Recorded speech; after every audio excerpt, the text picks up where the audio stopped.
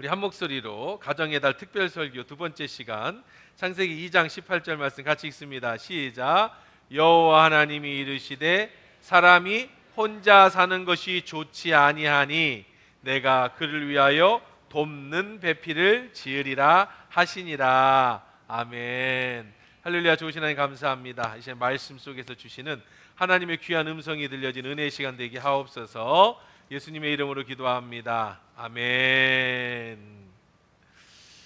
여러분 이런 노래 이런 들어보셨죠? 비둘기처럼 다정한 사람들이라면 장미꽃 넝쿨 우거진 그런 집을 지어요. 이런 노래 그렇죠? 햇빛 고운 오후에 따뜻한 손을 잡고 담장 너머 이웃들도 밝혀요. 이석 씨가 불렀던 노래죠. 참 아름다운 사람들의 행복한 가정입니다. 비둘기처럼 다정한 사람들이 장미 넝쿨 우거진 데서 담장에 손을 담는 이웃까지 그 사랑이 넘치는 모든 사람들이 꿈꾸는 가정입니다. 그런데 모두들 꿈꾼다고 해서 그런 가정을 이루는 것은 또 아니죠. 모든 사람이 다 이런 행복한 가정을 만드는 것도 아닙니다. 어떻게 해야 행복한 가정을 만들 수 있을까? 가정의 달 두 번째 시간 여러분들을 완전함으로의 초대라는 제목으로 함께 말씀을 나누려고 합니다. 이 완전한 가정, 이 행복한 가정은 세상의 노력이나 세상의 어떤 것보다도 하나님이 우리 가정을 그렇게 회복시켜 주실 때에만 가능한 줄 믿습니다. 우리 그리스도인이 꿈꾸는 그런 가정이에요. 자, 한번 보십시다. 왜 하나님은 우리에게 그런 가정을 원하시는지. 창세기에 보면 첫째 날, 둘째 날, 셋째 날, 넷째 날, 다섯째 날, 여섯째 날 마지막 최종에 하나님이 천지를 창조하십니다. 패턴이 하나 있어요. 빛을 창조하시고 좋았더라. 둘째 날 땅과 바다를 창조하시고 좋았더라. 식물을 창조 좋았더라, 좋았더라, 좋았더라. 마지막에 참 좋았더라. 예수님이 하나님이 천지를 창조하시고 직접 만드신 다음에 참 좋았다라고 얘기를 해요. 그런데 이제 인간을 창조하시고는 좋았더라가 없어요. 한번 읽어봅시다. 2장 18절 시작. 여호와 하나님이 이르시되 사람이 혼자 사는 것이 좋지 아니하니 좋지 않다. 좋았다, 좋았다, 참 좋았다. 그리고 인간을 만들고 나서는 좋지 않았다. 왜 안 좋았느냐? 뒤에 보니까 왜? 혼자 사는 것이. 여러분 기억하십시오. 혼자 사는 것은 하나님이 보시기에 좋은 것은 아니에요. 물론 주님을 위해서 살겠다고 독신을 선언하거나 아니면 여러 가지 어쩔 수 없이 내가 혼자 살게 되는 것을 나쁘다는 얘기는 아닙니다. 그런데 사람은 가정을 어떤 가정이든 우리 지난주에 말씀드렸죠. 어떤 형태의 가정이 아니든 어떠한 가정을 이루고 살기를 하나님은 원하셨어요. 그래서 유일하게 좋지 않다는 겁니다. 모든 것이 완벽했는데 보시기에 부족했다. 혼자 사는 것이. 혼자라는 단어입니다. 이것은 원어로 배달이라고 하는 단어인데요. 배달하는 배달이 아니고 원어가 배달이라고 읽는다고 저렇게 해서 혼자라는 것은 배달이라는 단어인데요. 히브리어입니다. 이것은 고립, 단절, 목적 상실이라는 단어예요. 아담을 혼자 만들어 놨는데 만들어 놓고 보니까 아담이 뭐 되어 있다? 고립되어 있다. 단절되어 있다. 하나님이 만드신 목적에 상실되어져 있더라. 그래서 보기 싫다. 보기 좋지 않았다라는 뜻이에요. 그래서 하나님 어떻게 하십니까? 밤에 아담을 재우고 AS에 들어갑니다. 최초로 하나님은 AS 하셨어요. 다른 건 다 만들고 아우 잘 만들었어 잘 만들었어 아 좋아라 좋아라 참 좋다 그리고 인간을 만들어 놓고는 아 이거 안 좋네 하고 AS를 하셨는데 그것은 뭐예요? 혼자가 아닌 둘을 만들기 위해서 갈빗대를 하나 빼서 다시 흙으로 여자를 그러니까 남자와 여자는 다르게 창조됐어요. 각자 다르게 여자를 창조하셨습니다. 그래서 둘이를 갖다 놓으셨어요. 자 하나님께서 아담에게 이 여자를 딱 데려다 주니까 아담이 잠에서 깼어요. 마취해서 깨어났습니다. 그런데 세상에 너무너무 아름다운 여자가 자기 눈앞에 딱 있는 거예요. 근데 뭐 비교 대상이 없어서 뭐 얼마큼 더 아름다워, 이 하나 한 명이 여자가 하나라 얼마나 더 아름다운지는 잘 모르겠는데, 그들이 뭐라고 고백을 하냐면 이는 내 뼈 중에 뼈요 살 중에 살이다, 그렇게 얘기합니다. 여호와 하나님이 이르시되 사람이 혼자 사는 것이 좋지 아니하니 내가 그를 위하여 돕는 배필을 지으리라. 그런데 하나님이 그렇게 아름다운 여자를 데려다가 완벽하게 만들어 주셨는데, 근데 여기 참 재밌는 표현이 나옵니다. 돕는 배필을 지었다. 돕는 배필을 지었다. 여러분, 돕는다 라는 뜻이 뭐예요? 돕는다. 그리고 뭐 언제 우리 돕는다라는 단어를 쓰죠? 주가 있고 보조가 있을 때 돕는다고 그랬죠? 주가. 그러니까 이 말대로라면 누가 주야? 남자 아담이 주고 보조로 누구를 뒀다? 여자를 뒀다. 기분 나빠요.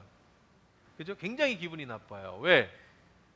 아니 뭐 여자로 태어난 것도 억울한데 뭐 남자가 주고 여자가 부야. 지금은 여성 상위 시대, 여성이 더 나는 페미니스트 시대인데. 근데 여러분, 요 단어를요 우리 한글 성경을 번역하면서 이렇게 쓰다 보니까 오해가 오는 거예요. 그래서 우리는 원어가 필요합니다. 원어. 원래 쓴 히브리 언어에는 뭐라고 있느냐면 돕는 배필은 에제르네게드라는, 에제르네게드 그렇게 읽는 거예요. 여러분 히브리어를 뭐 공부할 필요는 없어요. 제가 다 써드리니까.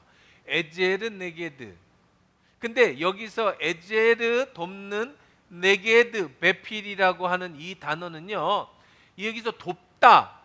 근데 성경에 이 에제르라고 하는 단어가요 한 20번 정도 나옵니다.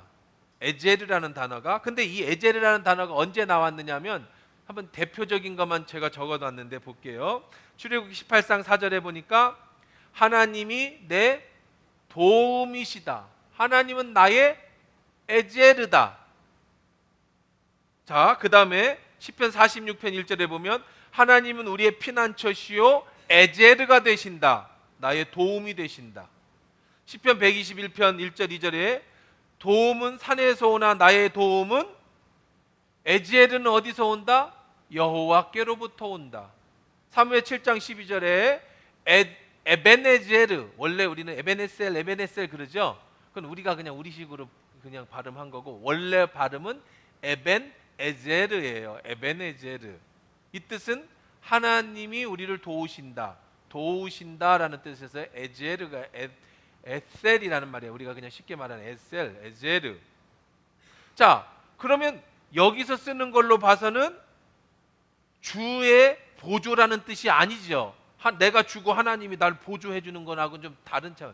나를 도와준다라고 할 때 이 에제르, 아담의 에제르가 하와다라고 할 때는 뭐 식당에서 서빙 날려주고 남편 양발 시켜주고 뭐 밥 해가지고 남편한테 바치는 보조라는 개념이 아니라는 것을 우리는 머릿속에 우선은 이 단어는 그렇게 쓰지 않았다라는 걸 보고요. 그 다음에 이 에제르라는 말은요 영어로 에센셜이라는 거. 여러분 화장품, 여자 화장품 에센스, 그죠? 에센셜, 이런 필수라는, 필수. 그러니까 우리가 생각하는 여자가 남자를 돕는다라고 하는 헬퍼가 아니라 필수라는 단어가 에제르에서 나왔어요. 영어는 저 많은 부분 저 헬라 쪽, 히브리 쪽에서 많이 오거든요. 언어의 파생이. 에제르가 에센셜로 변화된 게 이 에제르라는 단어입니다. 여러분, 필수 아미노산, 우리 몸에서 생성하지 못하기 때문에 꼭 먹어야 되는 걸 필수 아미노산이라고 하는데, 여기서 에센셜 아미노 엑시드라고 얘기를 해요. 여기서 에센셜이라는 것은 무슨 이야기냐면 그걸 안 먹으면 어떻게 된다? 죽는다라는 얘기예요. 우리 몸이 만들어내지 못하니까 그거를 공급해야 된다는 걸 필수 아미노산이라고 얘기하는데, 여기서 필수, 없으면 죽는다라는 얘기예요. 자, 그러니까 여러분 이것만 봐도 하와가 돕는다라고 얘기할 때가 단순히 그냥 뭐 음식 만들어서 남편 건강하게 해준다라는 게 아니라 이 둘이 뭐 한다고요?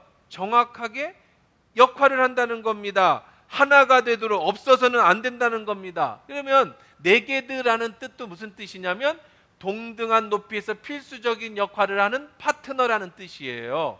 동등한 역할을 하는 파트너. 자, 그러니까 아까 얘기한 것처럼 에젤은 네게드라는 뜻은 무슨 뜻이에요? 이 하와는 어떤 사람이었느냐면 동등한 위치에서 하나가 되어 완벽하게 하나를 만들었다는 뜻입니다. 그래서 아담도 이렇게 얘기한 거예요. 네가 내 뼈다. 네가 내 살이다. 네가 곧 나다. 내 뼈가 너고 내 살이 너고 내 뼈가 나고 내 살이 나다라고 이렇게 고백을 하게 되는 겁니다. 가장 쉽게 이야기할 수 있는 게 뭐냐면 신발을 생각하시면 돼요. 신발은 왼쪽 신발이 있고 오른쪽 신발이 있어요. 그러면 신발 가게에서 왼쪽 신발만 2개 사갖고 와요. 그러면 신발을 신을 수 있습니까? 못 신습니까? 못 신죠. 신발은 똑같지만 오른발이 있고 왼발이 있는 것처럼 남녀는 똑같아요. 근데 남자의 역할이 있고 여자의 역할이 있어서 에센셜 둘이서 합쳐져야만 비로소 완벽한 신발을 맞춘다는 거예요. 미국이나 이런 데는요, 어떤 데는 신발 가게 가면 한쪽만 탁 내놓고 있어요. 동남아 가도 그래요. 그거 왜 그럴까요? 신발 신고 그냥 도망갈까 봐. 그래서 신발을 우선 신어보고 마음에 들면 종업원 불러서 나머지 짝 갖다 달라고 그러는 거예요. 그래서 신고 계산을 해야 싸줘요. 근데 우리나라는 뭐 무인으로 뭐 이렇게 식당 무인 가게도 있고 외국인들이 놀라죠. 이거 안 훔쳐가느냐고. 자, 그 정도로 이 신발이라는 것은 2짝이 다 있어야 되는 겁니다. 그런 것처럼 남녀는 하나님이 만드실 때 남자 여자는 뭐예요? 하나 둘이 하나가 되는 거예요. 남편과 아내의 역할은 다를 수 있죠. 남자가 주가 되고 여자가 보조가 되는 겁니다. 그럴 수는 있어요. 그것이 성경적입니다. 하지만 그 보조라는 뜻이 남편이 하는 일을 도와주는 그런 정도의 보조가 아니라 동등되게 여자가 없이는 남자가 아무 일도 할 수 없는, 여자만으로는 아무 일도 할 수 없는, 둘이 하나가 되고 뼈와 살이 맞춰져서 하나가 되는 것이 가정이다라는 겁니다. 그러니까 하나님이 원하시는 좋은 가정은 무슨 가정이냐? 남자든 여자든 우리는 여러 종류의 가정이 있다고 그랬죠. 자식이든 부모든 모든 식구가 하나가 되는 거야. 하나가. 누가 높고 낮아서 아빠가 막 강압적으로 내가 이 집의 주인이니까 내가 돈 벌어오니까 니들은 내 말을 들어 이런 게 아니라 모든 사람이 각자 자기의 일을, 아빠의 일을, 아내의 일을, 자녀의 일을 하되 서로 합심해서 하나를 만들어내는 것이 가정이다. 이것이 첫 번째입니다. 두 번째 하나님이 원하시는 가정, 하나가 되는 가정은 뭐냐면 우리 서로 따라해 봅시다. 가정은 서로 고백하는 곳이다. 고백하는 곳이다 그랬어요. 다시 한번 읽어봅시다. 아담이 시작. 네, 여기까지만. 아담이 처음에 잠을 깨고 자기 아내를 처음 만날 때 첫 번째 한 말이 뭐예요? 이는 내 뼈 중에 뼈요 살 중에 살이로다. 이게 독일의 위대한 문인 괴테는요, 이 부분을 뭐라고 표현했느냐면 인류 최초의 서정시다 그랬어요. 인류 최초의 서정시, 사랑에 대한 시예요. 이는 내 뼈 중에 뼈요 살 중에 살이라. 완전한 사랑 고백이죠. 당신은 나의 전부입니다. 나는 당신의 전부입니다. 여러분 앞으로는요 사랑한다고 하지 말고 당신은 내 뼈 중에 뼈요 살 중에 살이 이렇게 바꿔봐요. 이게 성경적인 사랑 고백의 인류 역사 최초의 사랑 고백이에요. 넌 내 일부야. 내가 이 세상에서 찾던 나 자신의 완성이야. 너와 함께 할 때만 비로소 나는 온전해져. 이런 뜻이죠. 여러분 고백이라고 하면 사람들이 어색해해요. 그죠? 특히 저희 같은 기성세대, 옛날에 유교식 문화와 교육을 받았던 사람들이 자기의 감정을 입으로 표현하는 걸 굉장히 터부시했어요. 그러니까 속으로, 특히 남자들은 눈물도 보여서는 안 되고 항상 내 마음속에 넣어두는 거예요. 제가 평생 꼬리표처럼 따라다니는 게 하나가 있는데요. 그게 지울래야 지울 수 없는 게 있어요. 지금까지도 제가 낙 후회하고 그러지 말았어야 되는데 하는 생각하는 게 있어요. 아직도 그런데 해결할 수 없는 하나가 있는데 뭐냐면 제가 프로포즈를 못했어요. 그 별게 뭐라고, 그죠? 그게 뭐라고? 제가 7년을 연애를 하고 결혼을 하다 보니까 우리 그냥 둘 다 당연히 결혼할 거라고 생각했어요. 우리 집도 저 집안도 전부 우리 둘이는 뭐 할 거라? 결혼할 거라고 생각했어요. 오히려 여자 쪽 집안에서 불안해했어요. 둘이 헤어지면 우리 딸은 어디 뭐 시집도 못 간다. 왜? 동네 뭐 소문이 다 나. 그 집에 제가 처가살이로 얹혀 살았거든요. 방 하나 얻어갖고 거기서 저 장모님 장인어른이 해주는 밥으로 그렇다 같이 산 게 아니고 방 하나 얻었어. 다 돈 내고 자 그렇게 살아가지고 동네 다 알아요. 친구들도 다 알아. 7년 동안 연애를 했거든요. 그러니까 당연히 결혼을 할 줄 알았는데 결혼하기 며칠 전에 나한테 그러는 거예요. 왜 당신은 나한테 프로포즈 안 해? 제가 깜짝 놀랐어요. 프로포즈가 뭐야? 우리는 그냥 무조건 프로포즈는 결혼할 생각이 없는 사람이 반지 꺼내서 나랑 결혼해 줄래? 어머나, 난 이게 프로포즈 아니에요? 둘이 7년이나 같이 그냥 다 붙어 다녀가지고 알만한 사람 다 아는데 뭔 결혼이야? 아유, 화를 내더라고요. 그래서 제가 그냥 제가 봉고차가 한 대 있었는데 봉고차에서 내가 할게, 나랑 결혼해자 했더니 이런 거 아니래, 이런 거 아니래.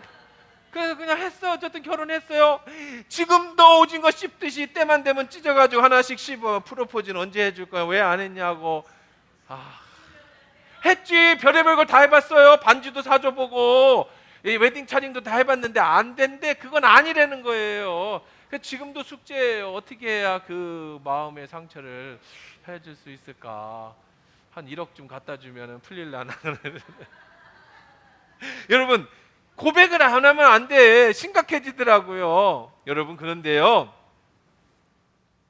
우리 한국 남자들도 그렇고 여자들도 그렇고요, 고백해야 됩니다. 미국 영화 보세요. 달링, 달링, I love you, 쪽쪽쪽, 그냥 내일 헤어져도 오늘까지 달링 쪽쪽쪽 하고 막 내일 이혼하고 막 딴 바람 피면서 어젯밤까지 또 달링 그러잖아요. 외국 영화 같은데 보면 우리나라는 뭐 좀 식구들끼리 그러는 거 아니다 막 이러면서 괜히 그래서 우리는 아담에게 배워야 돼요. 우리 남자들이요, 아담에게 배우십시오. 아담이 진짜 로맨스티 아니에요? 로맨티스트? 그럼 여러분 이렇게 생각하죠. 에이, 그 아담 성격 좋네. 뭐 말을 잘하는가 보지. 근데 나는 옛날부터 이게 성격상 그런 말 잘 못해요. 근데 잘 보세요. 왜 아담한테 배워야 되느냐면 지금 아담이 이는 내 뼈 중에 뼈, 살 중에 살이라는 걸 타락 전입니까? 후입니까? 타락 전이죠. 타락 전에 아담은 어떤 사람이에요? 하나님이 만드신 가장 완벽한 남자예요. 혼자 있는 것이 보기 안 좋은 것뿐이지 사람으로는. 그럼 우리는 누구를 본받아야 돼요? 타락 전에 아담을, 하나님이 처음 창조하신 그 모습을 본받고 살아가는 게 우리의 목적이 돼야 돼. 근데 처음 타락 전에 아담이 이런 로맨티스트였다면 여러분들도 이런 로맨티스트가 되도록, 안 되면 지금이라도 해야 되는 거예요. 생일에 선물도 안 사주고 꽃도 안 사주고 카드도 안 주고 고백도 안 해주면 결혼하기 전에는 네가 제일 예쁘다, 세상에 너밖에 없다 그러다가 결혼하고 나서는 너 빼놓고는 다 이쁘다, 세상에 모든 여자가 다 어쩜 넌 그러냐, 이렇게 바뀌면 안 되는 거죠. 다 잡은 고기에 미끼 주는 거 봤냐 막 이러면서 우리 식구들끼리 그렇게 놀면 안 된다 이러고 우리는 이제 전우애로 사는 거다 막 이렇게 안 된다는 겁니다. 근데 이거는 잘 보세요. 이건 성격 문제가 아니에요. 이 고백이 어떤 성격 좋은 사람이 하거나 아예 난 성격이 나쁘고 나는 뭐 그런 거 안 해, 그래서 못 해, 이런 종류가 아니라는 걸 잘 보셔야 돼요. 이런 사적인 얘기하자고 이 짧은 시간에 여러분들 이런 말씀 드리는 게 아닙니다. 이 고백이라는 거는요, 심리학자들이 그리고 의사들이 연구하고 발표한 논문에 따르면 결혼 생활을 유지하고 가정 생활을 행복하게 하는데 이 고백이라는 게 굉장히 중요한 역할을 한대요. 왜 그러냐면 고백을 할 때 여러분 보기에는 별거 아닌 것처럼 느껴지고 성격 좋은 사람이 수줍음 많은 사람이 못하는 걸로 아는데 고백이 왜 중요하냐? 고백할 때 내가 말하면서 내 속으로 다짐해요. 그렇지, 나는 이 사람을 사랑하고 있지, 우리 가정은 행복한 가정이, 내 자녀를 내가 사랑하고 있지라고 스스로 다짐하고 있고, 들을 때 다시 한번 내 마음에 저 사람이 날 사랑하고 있구나 라는 것을 느끼게 해준다는 거예요. 근데 이걸 안 하면, 이 안 하고 1년, 10년, 20년 살게 되면 어떤 문제가 생기느냐? 첫째, 우리 한국 남자들, 특히 뭐 경상도 남자들이 그런 데지만은요, 아이고 뭐 말 안 하고 뭐 그냥 뭐 몸으로 알지 사나이인데 뭐 이렇게 하는데 절대 모른다는 거예요. 부부간에도 말을 안 하면 절대 모른대요. 그러니까 여러분이 말을 해야 오래오래 행복하게 살 수 있는 이 고백이 아주 중요한 포인트가 된다는 겁니다. 안 하면 어떻게 되냐? 이렇게 얘기한대요. 나는 내 남편이랑 이렇게 함께 오래 살았지만 나는 내 남편이 날 사랑하는지 잘 모르겠어. 내 아내랑 결혼한 지 30년이 됐는데 아내가 날 사랑하는지 난 잘 모르겠어. 근데 남자 입장에서는 내가 뭐 말로 해야 알아? 그냥 행동이 사는 거지 뭐, 사랑하는, 이렇지 않다라는 거죠. 그러다가 어떤 위기가 맞으면 이게 깨지는 거예요. 또 사랑한다는 말은 언제 들었는지 기억도 안 나요. 정말 저 사람이 날 사랑한다고요? 저는 믿어지지 않습니다. 우리 부모님이 날 사랑하는지 난 잘 모르겠어요. 어려서부터 부모님은 나에게 한 번도 감정을 표현해 보신 적이 없어요. 그런데 문제는 그렇게 자란 아이들은 나중에 감정 표현이 굉장히 서툴러요. 부모에게 사랑한다는 얘기도, 부모에게 따뜻한 감정 표현을 받지 못한 애들은 자라면서 남에게 그렇게 해주는 것도 굉장히 서툴러서 많은 기회들을 날리고 놓쳐버리고 그 자녀들에게도 또 그렇게 키우고 고백하지 못해. 그러니까 여러분들이 이 감정 표현이라는 게 단순히 나는 뭐 성격이 안 좋아, 나는 뭐 그런 거 잘 못해가 아니라 안 하면 여러분의 가정의 행복을 많이 놓치는 거예요. 쑥스러운 거하고 상관없어요. 이건 하나님이 우리를 만들 때 그렇게 만들었다고요. 너는 나는 살 중에 살이요 뼈 중에 뼈라고요. 그러니까 성경은요, 여러분에게 뭐라고 말하느냐? 말해라, 고백하라, 표현하라 그래요. 그게 대표적인 게 하나님이 여러분에게 명령하는 거예요. 하나님은요, 여러분에게 사랑한다라는 고백을 너무 듣고 싶어 하세요. 하나님 앞에도 뭐 하나님 말로 해야 알아요. 그냥 살면 아는 거지. 이런 거 안 통한다는 거예요. 하나님은 남자든 여자든 상관없어요. 상남자든 상관없어요. 경상도 사람이든 상관없어요. 남자든 할아버지든 할머니든 애기든 하나님을 향해서 사랑한다고 고백하라고 합니다. 그게 바로 뭐예요? 그것이 예배잖아요. 그게 뭐예요? 그게 찬양이에요. 우리 찬양들 다 보세요. 사랑합니다 나의 예수님, 사랑합니다 아주 많이요, 그러잖아요. 사랑한다 하더라.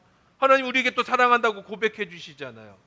우리 성경의 찬송의 많은 부분이 하나님을 향한 고백 아닙니까? 시편의 대부분이 하나님을 찬양하고 하나님을 영광 드리고 높여 드리는 거잖아요. 아우 남 부끄럽게 뭘 다 알지. 하나님도 그런 사람 아무도 없어요. 하나님은 그런 사람 원하지도 않으세요. 하나님에게 그렇게 하듯 여러분의 자녀에게, 여러분의 부인에게, 여러분의 남편에게 그렇게 하라고 성경은 얘기하고 있어요. 자, 한번 보세요. 성경에 보면 다윗이라는 사람이 나오죠. 상남자 중에 상남자입니다. 사람을 얼마나 많이 죽였는지 하나님이 손에 피가 너무 많이 모여서 성전을 못 짓게 할 정도로 그는 장군 중에 장군입니다. 그가 뭐라고 얘기하는지 시편 27편 75편 25절 26절에 하늘에서 내가 누가 있으리요, 땅에서 주 외에 내가 사모할 자가 없나이다. 내 육체와 내 마음은 쇠약하나 하나님은 내 마음의 반석이요 영원한 기업. 주님은 나의 반석이십니다. 주님은 나의 기업이십니다. 누가 나를, 오직 하나님을 찬양하는 데 있어서는 이 상남자가 시편 18절 1절에 여호와는 힘이신, 나의 힘이신 여호와여 내가 주를 사랑하나이다. 눈물도 톡톡 흘리면서 하나님을 향해서는 엄청난 로맨티스트예요. 여러분이 그래야 돼요.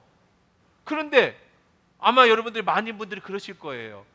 기도하면서 하나님을 사랑한다고 찬양하면서 감동도 받고 쉽게, 근데 아내한테는, 자녀에게는 사랑한다고 고백하지 못해요. 식구들끼리 그러는 거 아니라고. 뭐 말로 해야 하냐고. 아니에요. 말로 해야 됩니다. 아, 부끄러워서 난 이런 거 안 해봤다고. 그럼 오늘부터 하셔야 됩니다. 이것이 행복한 가정에 만드는 중요한 포인트라는 거죠. 여러분들 많이, 저도요 상남자 이렇게 보이기에는 안 그래 보여도 제가 굉장히 상남자입니다. 그래서 저도 뭐 고백 같은 거 잘 못해요. 근데 이걸 깨닫고 나서 제가 아주 크게 한번 아픈 적이 있다고 그랬잖아요. 그러고 나서 어쨌든 많이 깨닫고 나서는 제 고백을 정말 많이 합니다. 근데 가끔 이제 저도 뭐 한다고 하지만 잊어버리고 뭐 몇 주씩, 며칠씩 고백을 못할 때가 있죠. 그럼 가끔 생각나면 제 아내에게 손을 잡고 이렇게 이야기합니다. 내가 요즘 사랑한다고 했던가? 못 들어본 것 같은데, 사랑해 사랑해 미안해, 그렇게 얘기합니다. 그리고 가끔씩 아내 손을 잡고 젖은 손 애처로워 살며시, 그럼 우리 아내가 이렇게 얘기해요. 딴 노래 좀 바꿔보면 안 될까? 막 이렇게. 그리고 꼭 거기까지만 알아서 거기서 끝나. 그 뒤를 좀 배워갖고 해주면 안 될까? 여러분, 자꾸 저도 그런 거 잘 못하거든요. 저도 뭐 우리 부모님한테 뭐 어렸을 다 그렇지만 어렸을 때 뭐 그런 얘기 못 들어보고 자랐기 때문에 뭐 옛날 어른들 다 그랬지 뭐 옛날 어른 중에 누가 뭐 자식 보고 살아 이런 사람이 어디 있었어요. 우리 기성세대들은 다 그런 옛날에 그 교육을 다 받았기 때문에 웬만한 서구적 교육을 받은 집안, 뭐 이상한 집안 말고는 아버지 엄마가 뭐 사랑한다고 하고 표현하는 거 잘 못해요. 그잖아요. 아버지가 막 술 먹고 막 밥상 없고 소리 지르고 뭐 안 때리면 사랑하는 거였어요. 옛날 사람들은요. 그러니까 우리도 잘 못해. 그런데요, 이제는 여러분들이 바뀌어야 여러분의 자녀와 여러분 손자와 여러분 세대가 바뀌는 거예요. 어떻게, 그게 낯설은 것도 아니고 간지러운 것도 아니고 이것이 성경적인 겁니다. 하나님이 그걸 원하시고 있고 하나님이 여러분들 가정에 그렇게 하기를 원한다는 겁니다. 여러분, 고백하십시오. 자꾸 고백하십시오. 부끄러워도 하십시오. 그래야 가정이 행복해집니다. 그래야 노후가 행복해집니다. 세 번째는 좋은 하나가 되는 가정. 오늘 제목이 뭐라고 그랬어요? 완전함으로 초대. 완전한 가족은 어떤 가정이냐면은요, 아담과 하와가 창세기 2장 25절입니다. 자, 25절 읽어봅시다. 시작.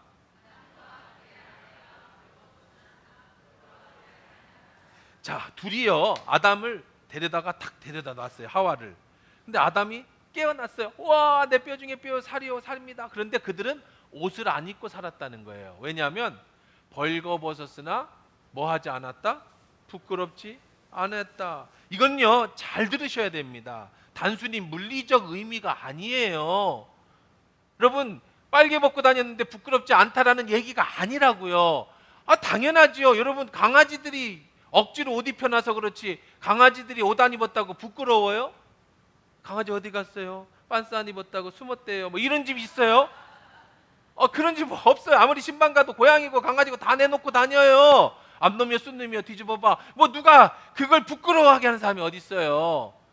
근데 사람도 그냥 남자고 여자고 벗고 다녔는데 부끄럽지 않다, 이런 얘기가 절대 아니라고. 그러니까 막 서구에 가면은 무슨 누드비치, 이건 사람이 할 짓이 아니죠. 왜 부끄럽지 않습니까? 죄성을 가진 인간인데. 여러분, 부끄럽지 않다라는 뜻은 무슨 얘기냐면은요, 이 히브리어로 벌거벗었음에라는 뜻은 아롬이라는 뜻입니다. 아롬, 이것은 벌거벗은, 노출한, 숨김없는 이런 의미를 가지고 있는데요, 이것은 영적인 그리고 정신적인 모든 것을 가르치는 겁니다.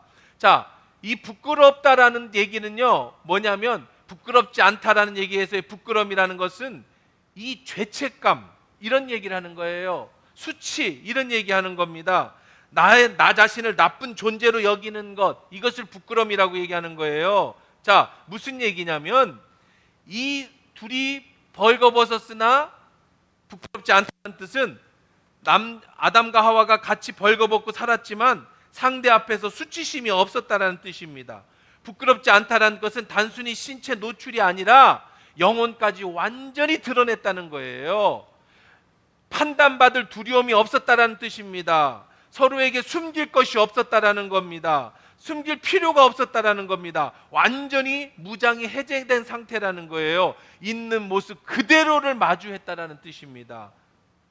가정은 이런 곳이 돼야 돼. 가정은 있는 그대로를 전부 받아주는 곳이 되어야 돼요. 남편과 아내는 있는 그대로를 받아줘야 되는 거예요. 이 남편이 나랑 결혼하기 전에, 이 아내가 결혼하기 전에 어떻게 살았든, 어떤 성격을 가졌든, 어떤 문제가 있든 그것을 다 받아줄 수 있는 그 마음을 가져야 되는 거죠. 가정은 부끄러움이 없는 곳이어야 됩니다. 자녀가 가정에서만큼은 안전하게 보호받을 수 있는 곳이 돼야 되는 거예요. 완전한 피난처가 돼야 되는 겁니다. 세상은 나를 평가하지만 가정은 무조건 나를 안아준다라는 느낌을 가지도록 만들어야 돼요. 여러분 잘 보세요. 이게 문제가 어떻게 됐느냐? 3장에 들어오면서 아담과 하와가 선악과를 따먹고 죄를 범하죠. 죄를 짓고 나서 한번 읽어봅시다. 3장 7절입니다. 시작. 그들의 눈이 밝아져 자기들이 벗은 줄을 알고 무화과 나무 잎을 엮어 치마로 삼았다. 아담과 하와가 선악과를 따먹는 죄를 저지르고 나서 무슨 일이 생겼느냐? 그전에는 자기가 벌거벗었음에도 수치로 느끼지 않았었는데 눈이 밝아졌어요. 그러면서 뭘 보게 됐어요? 수치를 보게 됐어요. 창피한 걸 보게 됐어요. 죄책감을 보게 됐다고요. 내 모습도 보여줬고 또 누구도 봤어요? 상대도 보게 됐어요. 그래서 얼른 무화과 나무 잎으로 자기를 가렸다는 겁니다. 눈이 밝아졌다라는 표현은요, 이제 서로를 다르게 보기 시작했다는 거예요. 그동안 있던 콩깍지가 벗겨졌습니다. 선악과를 먹고 마음에 악이 들어가고 나면서부터 사랑의 감정이 사라지고 그 자리에 뭘로 채워졌느냐? 내가 벌거벗음을, 상대가 벌거벗음을 인식하게 됐어요. 서로를 보는 눈이 변했습니다. 신체적 수치심을 넘어서 상대를 통제하려고 합니다. 상대에 대한 욕망을 가지기 시작했어요. 상대에 대한 정욕을 가지게 됐어요. 상대에 대한 소유욕을 가지게 됐어요. 그러면서 상대를 판단하기 시작했어요. 그래서 무화과 나무 잎으로 나를 가렸어요. 안 보여주려고.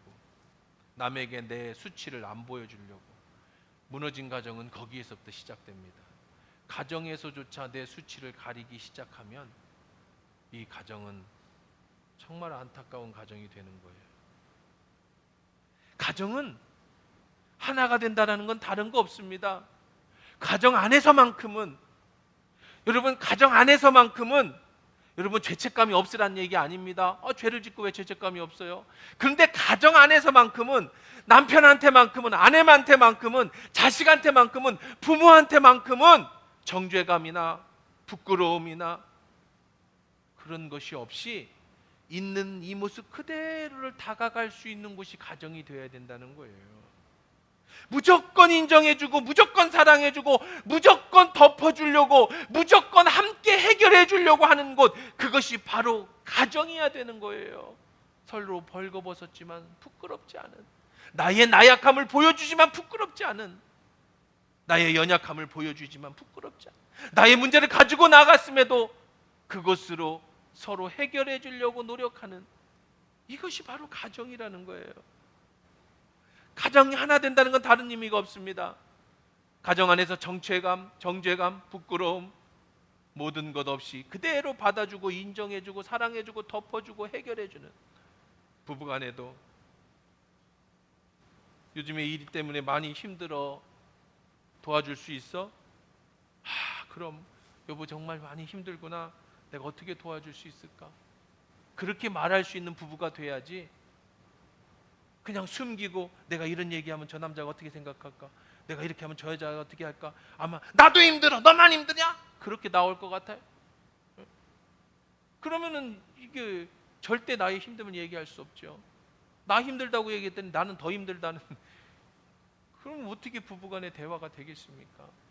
있는 그 모습 그대로 나의 힘듦도 얘기하고 상대의 힘듦도 얘기해서 서로 안아서 내 뼈가 네 뼈가 되고 네 뼈가 내 뼈가 돼, 내 살이 돼, 네 살이 돼서 서로 아픔을 서로를 감싸줄 수 있는 것이 하나됨이라는 거예요.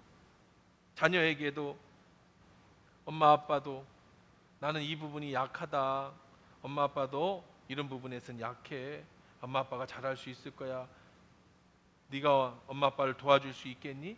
이렇게 이야기할 수 있는 부모가 되어야 된다는 거예요. 형제에게, 자매에게도 누나, 형, 동생, 오빠 나 요즘 힘들어, 내 옆에서 나 지켜줄 거지? 당연하지. 난 항상 내 편이야. 최고의 내 아군. 이것이 가정이 되어야 되는 거예요. 부모도 자녀에게 이렇게 말할 수 있어야 됩니다. 이번에 아빠가 실수했다. 엄마가 실수했다. 너에게 상처를 줬네. 미안해. 엄마 아빠도 이렇게 자라다 보니까 실수할 때가 많다. 이해해 줄 수 있지? 딸도 아들도 엄마 아빠에게 엄마 아빠 제가 실망시켜드려 죄송해요. 아니야. 그럴 수도 있지. 엄마 아빠는 항상 너를 믿어. 네 편이야. 힘들고 있으면 얘기해. 내가 또 어떻게든지 도와줄게. 네가 잘 되는 것이 나의 기쁨이지. 이렇게 말할 수 있는, 나의 약함도 그냥 다 얘기하고 수용해 줄 수 있고 받아줄 수 있는, 벌거벗었으면 부끄럽지 않은, 사람들은 나의 벌거벗음과 수치를 가지고 나를 비난하고 판단할 때 가정에서만큼은 모든 것을 용납해 줄 수 있는, 이것이 부끄러움이 없는 가정입니다. 약함이 드러나도, 가족 앞에서 눈물을 흘려도 그것이 전혀 부끄럽지 않는, 어려움을 고백해도 그것이 나를 판단하는 근거가 되지 않는, 그리고 내 문제를 같이 해결해 주려고 함께 인정긍긍하는, 이것이 가정이죠. 여러분 직장은 어떻습니까? 여러분의 실적으로 판단합니다. 성과로 판단합니다. 생산성으로 판단합니다. 학교는 뭘로 판단합니까? 성적으로 판단합니다. 점수로 판단합니다. 생활기록부로 그 사람을 판단합니다. 모든 사회가 전부 여러분이 가지고 있는 여러분의 모습을 가지고 여러분을 판단해요. 그런 세상에 살다가 가정에서만큼은 나를 나 그대로 벌거벗음을 받아줄 수 있는, 나의 연약함 그대로를 받아줄 수 있는, 나의 부족함을 그대로 받아주고 함께 눌어주고 함께 위로하고 함께 행복해 줄 수 있는, 그것이 바로 가정이라는 거죠. 이것이 아담과 하와를 통해서 처음으로 하나님이 만드신 가정의 아름다운 본이 되는 거예요. 이제 한 주간 여러분께 숙제를 내드리려고 합니다. 이렇게 듣고도 안 하면 희망이 없어요. 그러니 이제 가서 숙제를 해야 되는데, 무슨 숙제겠어요?